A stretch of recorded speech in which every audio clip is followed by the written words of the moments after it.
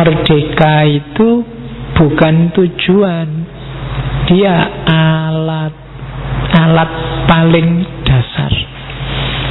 Bedakan itu. Sama kayak kalian yang suka kebebasan, tiap hari teriak-teriak kebebasan. Iya, tidak keliru. Cuma ingatlah, kebebasanmu itu alat. Gunakan untuk tujuan-tujuan yang baik. Jangan selesai di kebebasan. Ya kan? Kayak dulu waktu kita menurunkan Soeharto bareng-bareng, Soeharto turun tahun 98, terus bingung lah ini mau ngapain. Ya sesuai undang-undang ya, ngangkat wakil presiden, dilantik MPR. MPR sudah terlanjur dibubarkan. Itu kan bingung sendiri. Nah itu karena memang target. Ya reformasi itu alat. Reformasi itu kan upaya memformat ulang. Format ulang itu alatnya. Setelah itu mau ngapain harus jelas. Jangan berhenti di alat. Filsafat itu alat. Filsafat jangan jadikan tujuan. Kalau dijadikan tujuan bisa blunder, kamu nggak gerak-gerak, bisa jumut. Jadikan dia alat untuk biar hidupmu lebih bagus, biar kamu lebih dekat sama Allah, biar dan seterusnya. Ada goya. Bahkan agama juga alat. Agama itu alat, bukan tujuan. Tujuannya kan tetap Allah. Maka praktek kita beragama harus bikin kita semakin dekat sama Allah. Kalau agama kita hayati, kita laksanakan secara salah, apalagi kan ada agama yang malah bikin kita semakin jauh sama Allah. Nah itu berarti alatnya keliru. Sama dengan kemerdekaan ini. Jadi teriak-teriak merdeka, merdeka itu ya, itu alatnya. Baru merdeka terus ngopo? Itu harus ditanyakan. Saya mau bebas pak, ya wis bebas. Terus mau ngapain? Sudah bebas. Tidak tahu pak mau ngapain, kan sering gitu. Jadi tafsir kata-katanya Bung Karno adalah kemerdekaan itu jembatan emas, berarti dia cuma alat.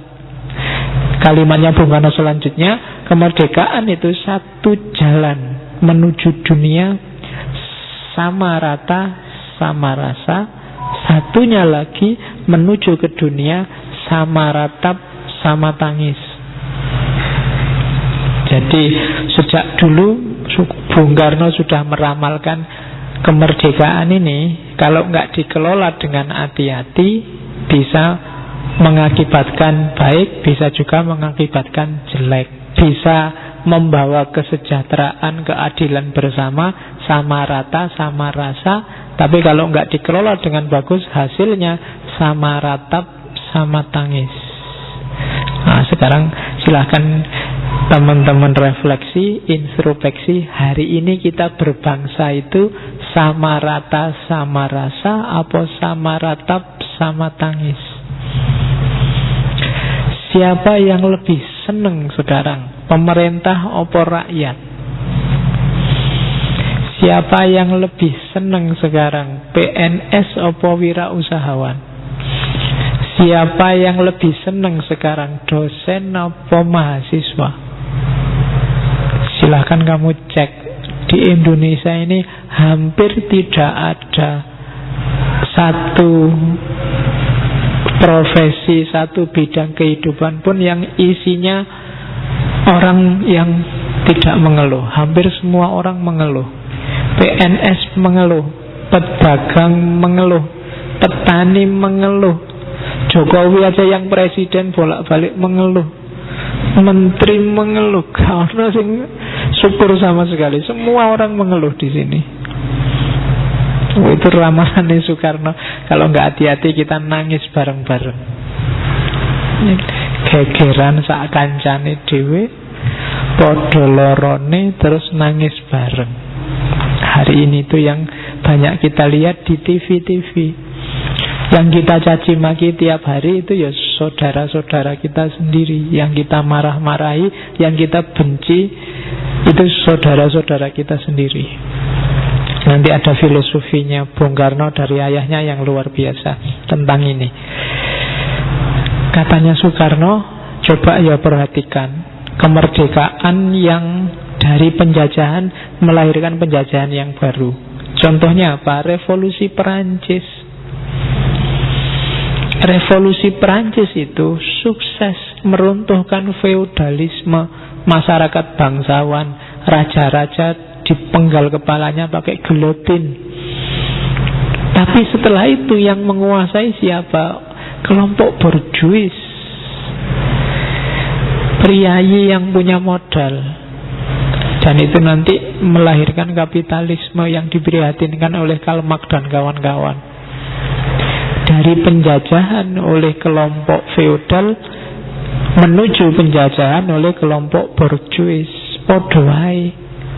Kalau di buku PMP zaman saya SD, lepas dari mulut harimau masuk ke mulut buaya. Dari dijajah Belanda, sekarang dijajah Jepang. Jadi hati-hati, kalau ngisinya salah, ya orang kecil akan susah terus. Oke, jadi itu makna kemerdekaan itu adalah jembatan emas. Lawannya merdeka apa? Terjajah. Terjajah itu berarti ya definisinya lawannya tadi. Tidak mandiri, tidak punya kekuatan, tidak menguasai kekayaan meskipun miliknya sendiri. Jadi tidak bisa memutuskan nasibnya sendiri. Kalau pakai kalimatnya Bung Karno, sebagian atau semua syarat-syarat hidup, baik ekonomi, sosial, politik, diperuntukkan untuk kepentingan yang bukan kepentingannya, bahkan berlawanan dengan kepentingannya. Waktu Belanda menjajah, kita kerja menghasilkan sesuatu, dibawa pulang oleh Belanda. Waktu Jepang jajah juga begitu. Kita tidak menguasai diri kita sendiri. Hasil kerja kita dinikmati orang lain. Kita nggak dapat apa-apa. Itu yang kalau dalam bahasa Karl Marx, kita teralienasi. Manusia itu bahagia kalau ekspresi dirinya bisa dinikmati sendiri. Kalau produknya diakui sebagai produknya dan dia menikmati hasilnya. Tapi kalau enggak, ya berarti kamu masih terjajah. Jadi kamu menghasilkan sesuatu yang menikmati orang lain dan kamu enggak dapat apa-apa. Yang kedua, terjajah itu tidak berkuasa atas dirinya sendiri.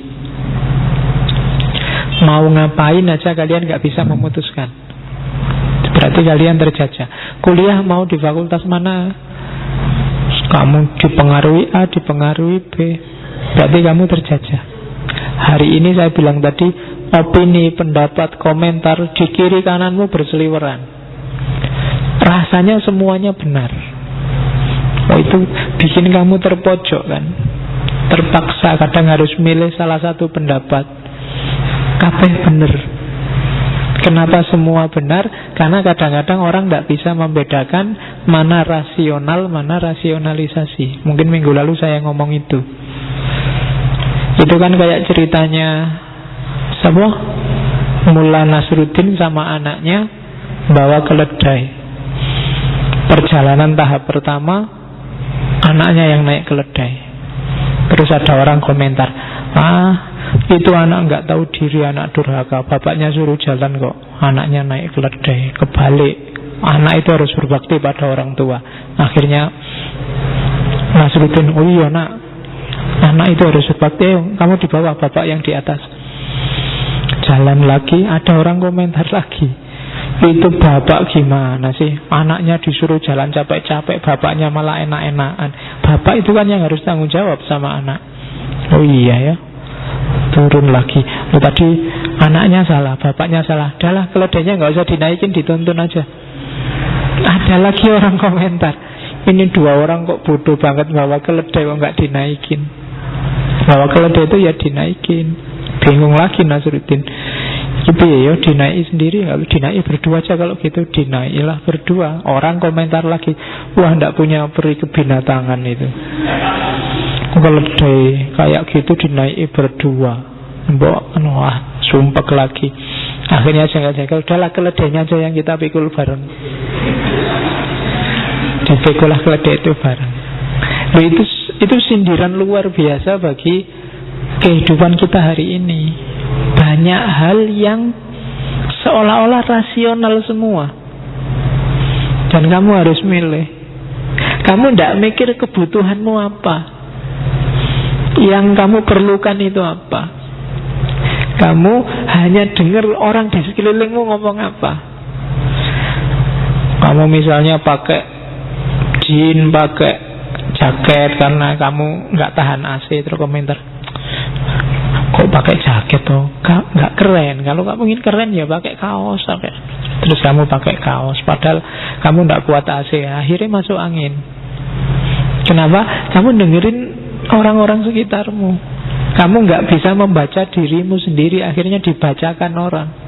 Seolah-olah rasional, tapi tidak selalu relevan sama dirimu. Berarti kamu masih terjajah, ya kan? Berseliweran perspektif hari ini, semuanya seolah-olah benar, tapi yang ngerti mana yang pas dan tidak untuk dirimu sendiri, untuk hidupmu sendiri, ya kamu sendiri. Oke. Upacara bendera itu bisa baik, bisa buruk. Kamu bisa nyari 1001 dalil ngomong baiknya, juga bisa nyari ratusan dalil ngomong jeleknya upacara. Kamu bisa ngomong upacara itu cuma seremonial, formalitas, tidak penting. Yang penting jiwanya. Nih bisa aja kan orang ngomong gitu.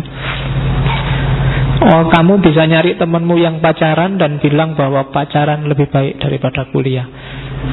Temanmu yang satu bilang pacaran itu ganggu kuliah. Kalau kamu tanya masing-masing, dia bisa mengeluarkan dalilnya sendiri-sendiri dan rasional semua.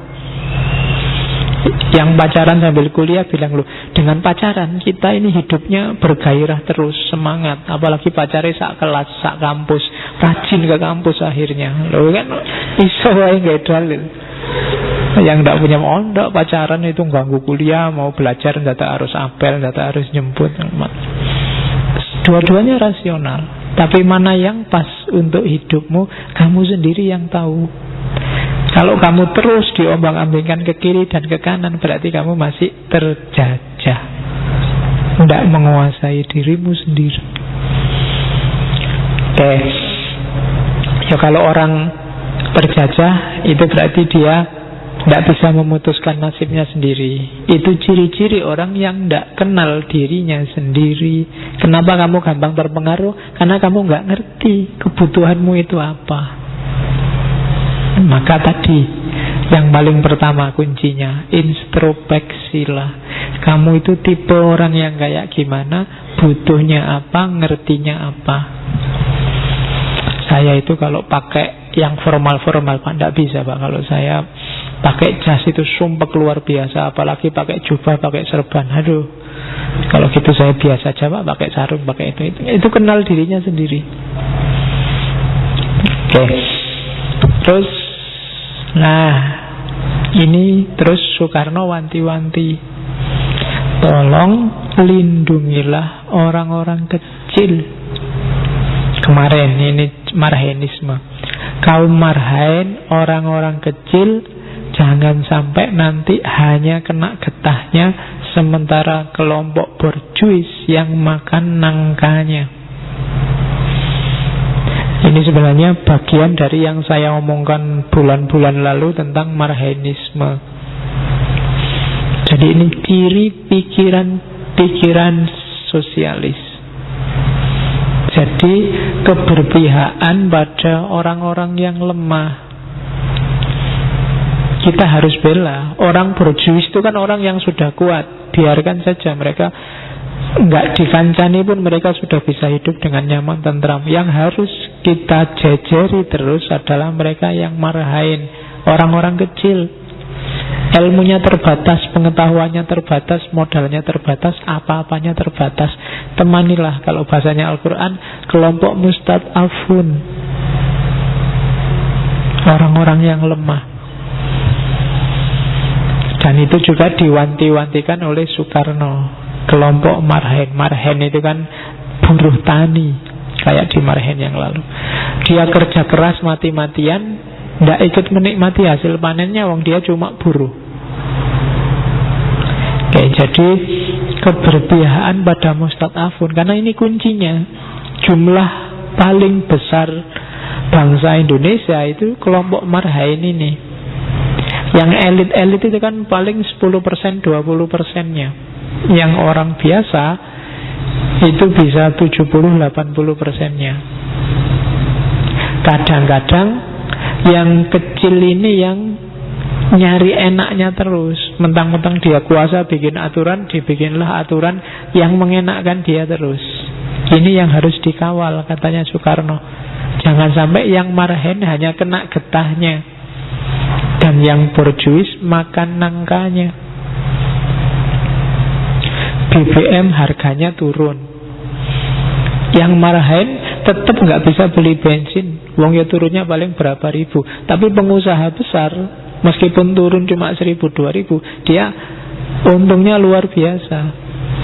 Nah itu borjuis sama Marhen. Banyak cerita yang bagi kita kecil tapi bagi mereka besar. Kebijakan seolah-olah menguntungkan yang kecil, tapi sebenarnya yang kecil itu hanya getahnya. Maka hati-hati, katanya Soekarno. Karena begitu ini terjadi, nanti di bagian lain di bawah bendera Rasul dia ngomong, orang yang terinjak itu, orang yang terjajah itu, lambat laun pasti sadar dan akan memberontak. Jangankan manusia, katanya Soekarno, cacing aja kalau diinjak keluget-keluget. Jadi ini Marhen. Makanya dalam banyak ayat dalam Al-Quran kita disuruh berpihak pada mustad'afun, orang-orang yang lemah, orang-orang yang terjajah, tertindas, terpinggirkan.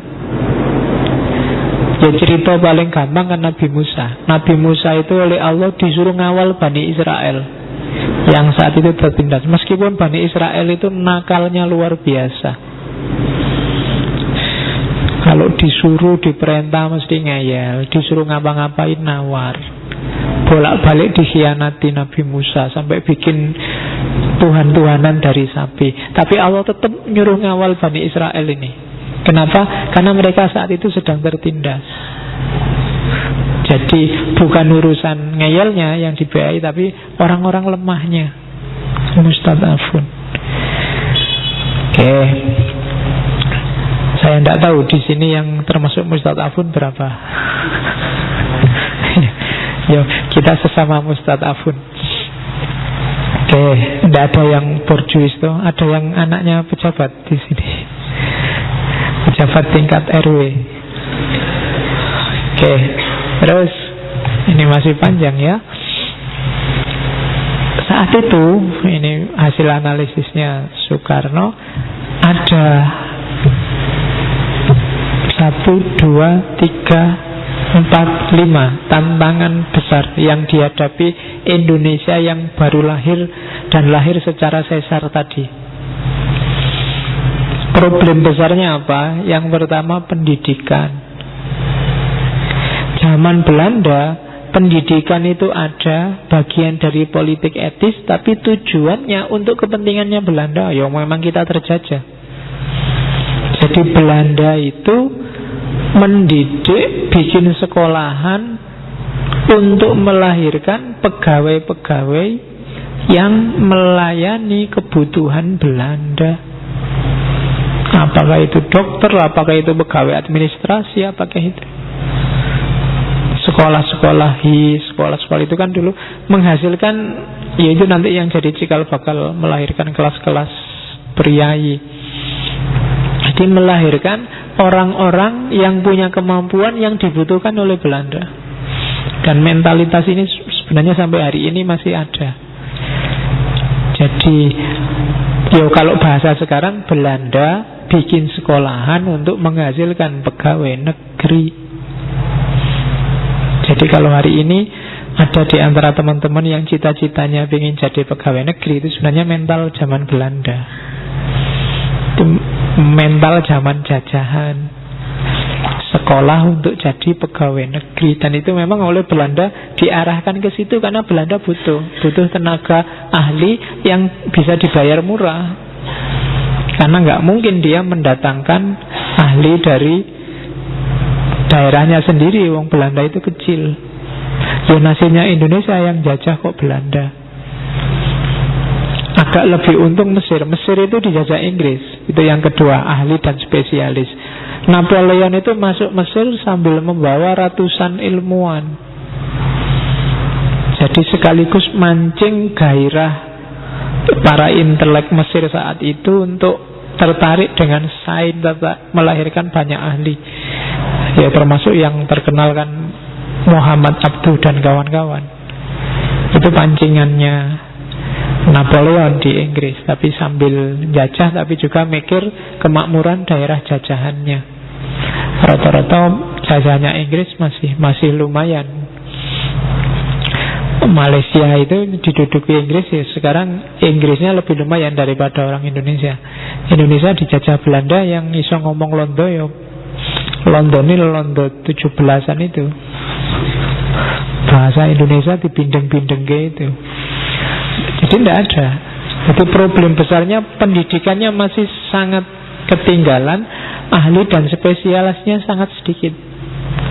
Ini problem besar di Indonesia saat itu.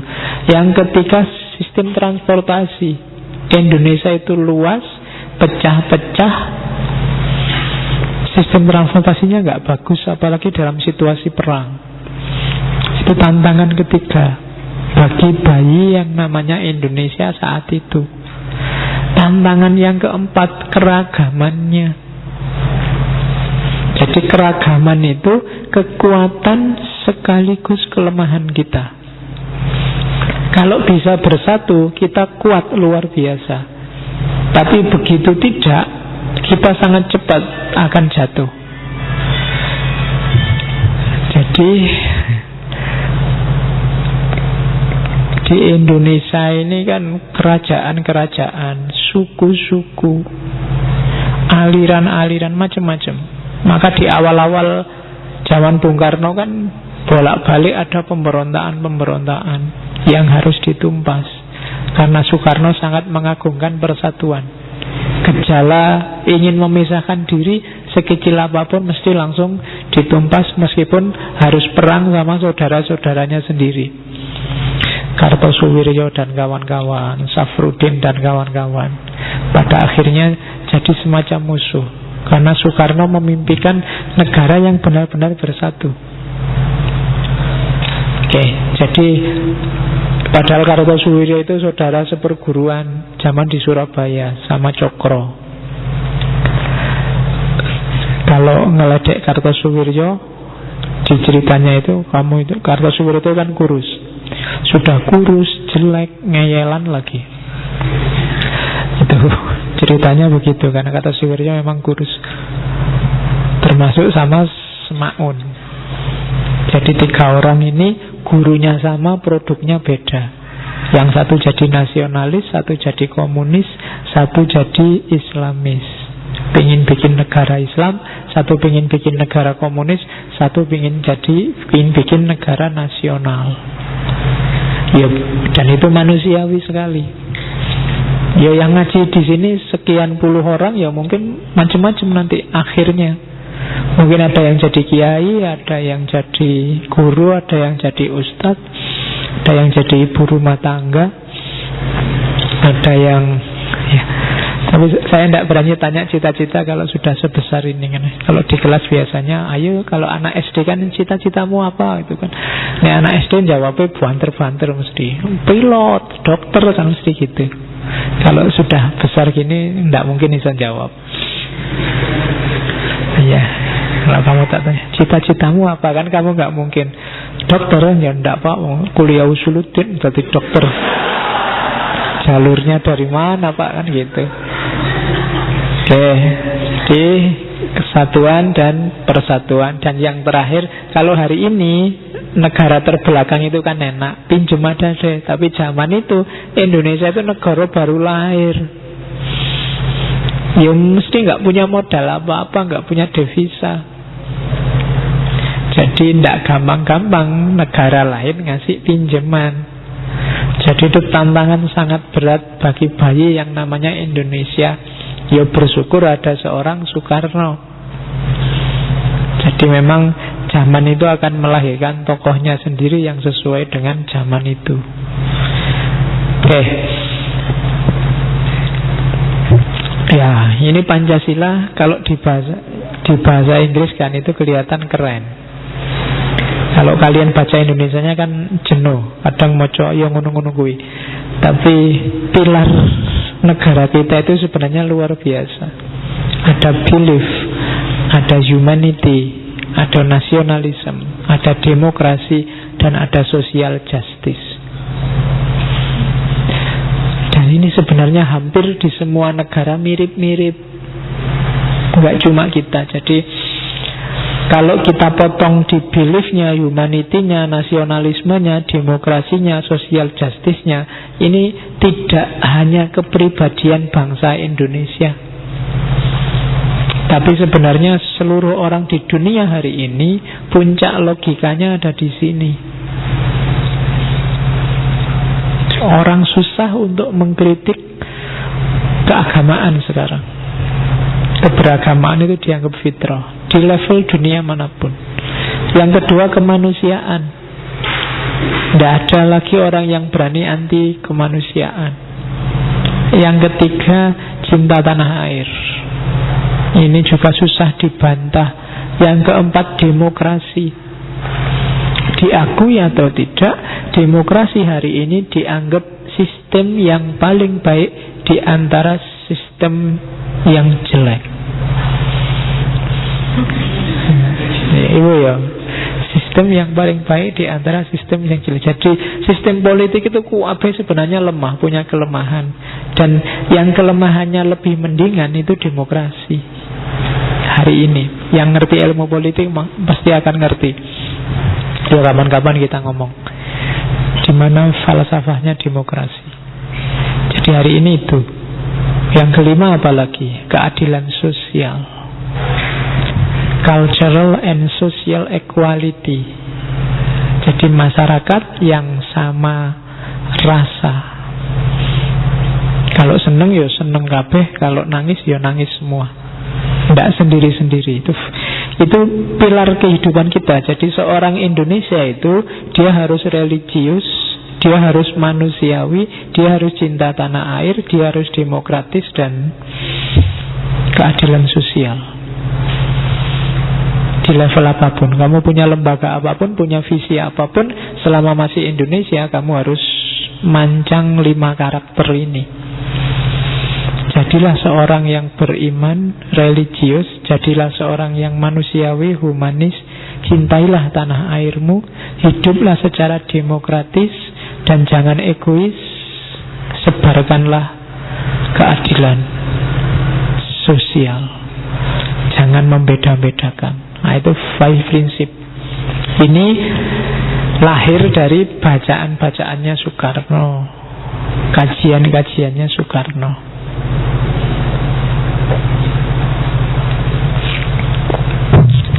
Ya, untuk jadi seorang Soekarno ya tidak mungkin instan. Jadi ya prosesnya panjang, belajarnya lama, bacaannya juga macam-macam. Tidak kayak kalian kan biasanya mahasiswa tak tonton hari ini nek di kamar kosnya itu punya wadai buku siji kuwi sini buku telu ora diwaca-waca.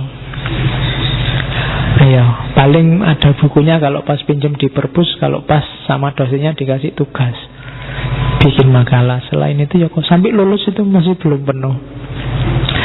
Saya tidak tahu kalian hari ini sebulan beri berapa buku. Harusnya sudah sudah mulai agresif. Karena masa depanmu nanti tergantung hari ini kamu gimana. Kalau dicek seumuran kamu, Soekarno sudah ngapain? Umur 20 Soekarno sudah menggembarkan orang dengan pidatonya. Pidato pertama di Surabaya. Ada ceritanya sama Cindy Adam itu dia. Umur 20, paling muda, dia sendiri dialog sama dirinya. Jadi dia deg-degan juga mau tampil pertama itu. Katanya Soekarno, dia tanya dirinya sendiri, ingin jadi pemimpin, kamu itu seorang pemimpin apa pengikut? Dijawab sendiri, pemimpin. Oke, pemimpin, tampil. Dan tampillah dia pertama kali umur 20 dan menggemparkan orang zaman itu. Nah, itu Soekarno. Tapi sebelum berani tampil mesti dia modalnya sudah banyak, sudah penuh. Sehingga begitu tampil juga isinya mantep. Oke, jadi itu Soekarno. Nah, sekarang kayak tadi introspeksi, kamu tanya dirimu sendiri, kamu itu trendsetter apa follower? Pemimpin apa pengikut? Nah, oke, mungkin ya susah. Mungkin kamu jawabnya pengikut. Pengikut yang diikuti bagus itu ya apik. Cuma sekarang pengikut yang kamu ikuti idol-idol yang tidak jelas itu, kamu itu cuma menghabiskan pulsa. Jadi idolamu kan itu sekarang penyanyi lah, artis lah. Dan cita-cita paling tinggi adalah selfie bersama idola. Hari ini kan itu anak-anak mudanya. Oke, ya bisa dibayangkan Indonesia ke depan. Makanya setiap kali ada audisi apa itu mesti ngantri. JEC itu bisa penuh. Baik yang bisa nyanyi maupun gak bisa nyanyi, pokoknya adu nasib semua ingin jadi idola. Itu Indonesia hari ini. Diajari kayak gini mesti gak nyambung anak-anak yang sukanya idola-idola nyanyi, idola komedi, idola apalagi hari ini kan banyak yang gitu-gitu. Oke, jadi kalau digadukkan sama Soekarno ya jauh. Entah kapan kita bisa lahir lagi seorang Soekarno. Jadi malam ini semoga ini bukan mengenang Soekarno ya. Karena kalau kenangan itu biasanya sudah masa lalu yang tidak mungkin hidup lagi. Jadi malam ini bukan mengenang Soekarno, tapi menghidupkan lagi jiwanya Soekarno. Oke, ini yang saya bilang tadi, ada filosofi bagus dari Soekarno. Jadi ini ada di bukunya Wawancara dengan Cindy Adam itu. Jadi suatu hari Soekarno yang kecil ini, sebelum itu tak ceritain, bapaknya Soekarno itu Islam. Cuma Islamnya bukan Islam fanatik. Bapaknya Soekarno, Sukemi, itu anggota Teosofi. Jadi Teosofi itu sebuah mode spiritual. Nanti yang gak suka aliran Teosofi menganggapnya ini aliran mistiknya Yahudi. Banyak tokoh-tokoh pergerakan awal masuk Teosofi ini, termasuk Muhammad Yamin, kemudian dan beberapa yang saya lupa. Tapi jadi Teosofi ini sebuah aliran spiritual, lahirnya di Amerika, nanti kemudian pindah pusatnya ke India di Madras. Mungkin ada yang pernah dengar nama Ani Besan. Nah, gagasannya mirip gagasan Sufi atau gagasan-gagasan filsafat perennial. Dia tidak terlalu care dengan formalisme agama. Dia lebih suka spiritualitasnya. Maka nanti orang-orang Teosofi ini gagasan-gagasannya sangat dekat dengan Sufisme. Jadi mistiknya agama-agama. Jadi agama-agama itu diambili bagian-bagian batinnya. Ya biasanya isinya secara umum 3. Jadi dialektika antara manusia, alam semesta, dan Tuhan. 3-tiganya ini sebenarnya sama. Dalam diri manusia ada Tuhan, manusia itu bagian dari Tuhan. Dalam diri manusia ada alam, manusia adalah mikrokosmos dan alam adalah makrokosmos, dan alam semesta adalah pengejawatan Tuhan itu sendiri. Jadi Tuhan, alam, manusia itu satu. Gagasan pertama. Kemudian agama-agama itu bedakanlah aspek eksoteris sama esoteris, simbolnya sama maknanya, batinnya sama lahirnya. Sholat ke gereja itu lahirnya, esoteris itu batinnya. Tuhan itu esensinya satu, tapi manusia menyebutnya dengan banyak nama sesuai latar belakang budayanya masing-masing. Itu ajaran kedua. Ajaran ketiga, jalannya manusia adalah jalan untuk bersatu bersama Tuhan, untuk menuju Tuhan, ilaihi roji'un. Nanti kalau di sufi ya jadilah hulul wahdatul wujud dan ittihad. Itu basis ajarannya teosofi dengan segala variasinya, meskipun agak sering dikritik oleh beberapa kalangan muslim zaman itu karena dianggap menodai Islam. Karena Islam itu kan cenderung kuat di syariahnya, di fikihnya, sementara yang teosofi itu bau sofistiknya agak kuat. Nah, bapaknya Soekarno itu alirannya teosofi ini. Oke, sehingga Soekarno itu meskipun bapaknya Islam, ibunya Hindu, dia ajaran-ajaran Islamnya lebih banyak interaksi dengan sesama pejuang pergerakan, tidak dari bapaknya. Nah, ini ada cerita. Satu ketika Soekarno ini naik pohon, yang karena dia naik pohon nanti ada sarang burung yang jatuh. Itu wawancaranya sama Cindy Adam. Ayahnya marah. I taught you to love animals, he thundered. I shocked with fright. Yes, father, you did. Kan kamu sudah tak ajarin untuk mencintai binatang, kata bapaknya. Oh iya pak, sudah diajarin. You will please be as good as to explain the meaning of the phrase Tatuam Asi. Tatuam Asi.